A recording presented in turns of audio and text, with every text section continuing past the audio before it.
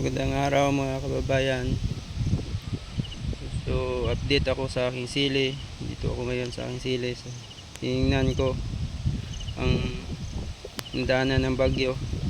So ito na po yung nangyari sa aking sili. So halos nalalaglag yung kanyang bunga sa sobrang lakas ng hangin dito sa amin. Saka yung mga talbos niya, yung mga sanga niya mga kababayan, talagang nabali.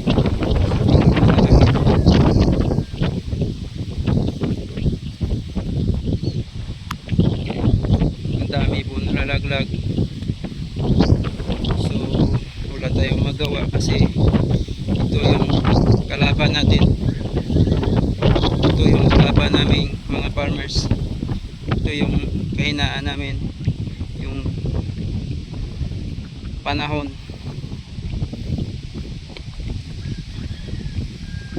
Yun, ang daming nahinog kasi parang linggo hindi ko po napitas ito dahil napakamura ng sili. So ngayon daanan pa ng bagyo. Yun, ang daming laglag sa gitna, daanan pang bagyo. Mababa pa rin presyo, hindi namin alam kung tataas pa ang presyo ngayon. Yun mga kababayan, yung iba halos wala ng dahon. Yun,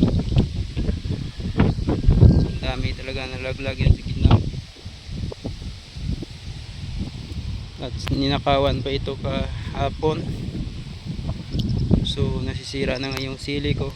Ninakaw pa ng mga tao yung sili ko.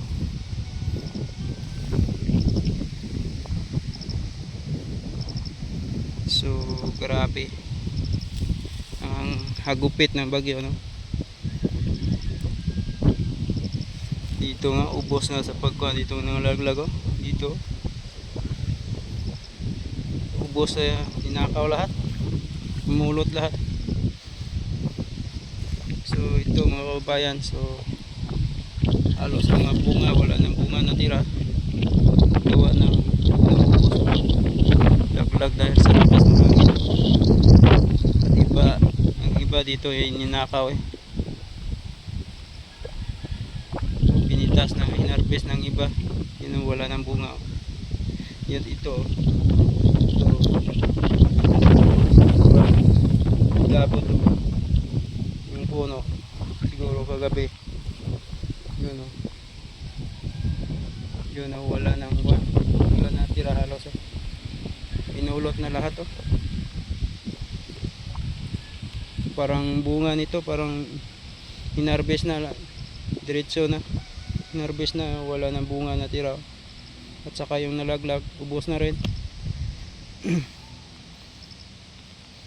Dito ka-abuso yung mga tao dito sa amin mga kababayan, dahil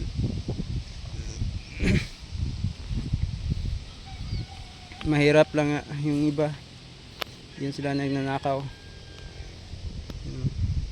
Wala ng bunga ang ibang porsyon kasi talagang hinarbes na nila siguro kagabi.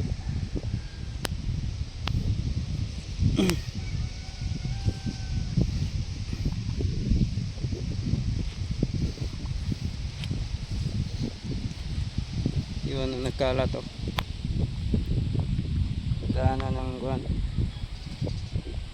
nilukat yung puno. Dito nga ubos talaga dito.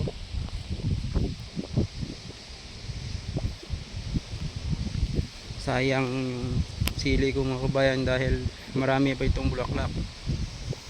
Marami itong bulaklak at marami itong maliliit na bunga. So ubos lahat ng hangin.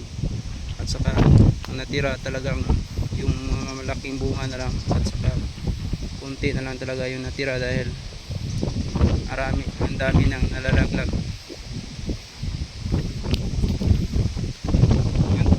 Dahil sobrang tangkat ito, so bugbog talaga siya ng hangin, no? So, sobrang lakas ng hangin.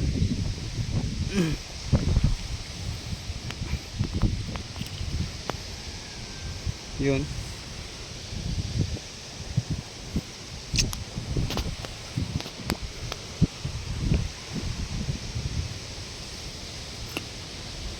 saka yung mga saging ko sa gilid, yun, tumba talaga lahat, talagang bagsak lahat dito banda. Yung sili ko dito nabagsak sa dahil wala itong kuan, walang pundasyon sa gilid dito yung sili ko kasi pinutol ko na.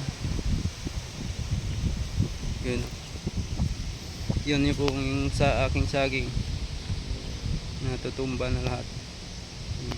May mga bunga.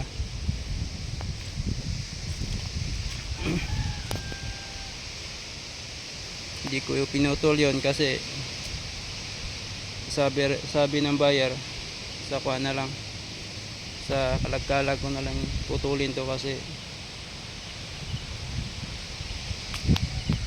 para pang kalagkalag daw nila mga buyer. So hindi ko na pinutol.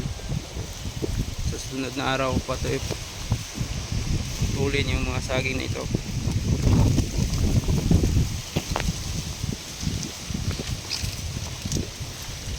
Yun po ay bagsak lahat. Yun, yun. Bagsak yan sa lakas ng hangin ito.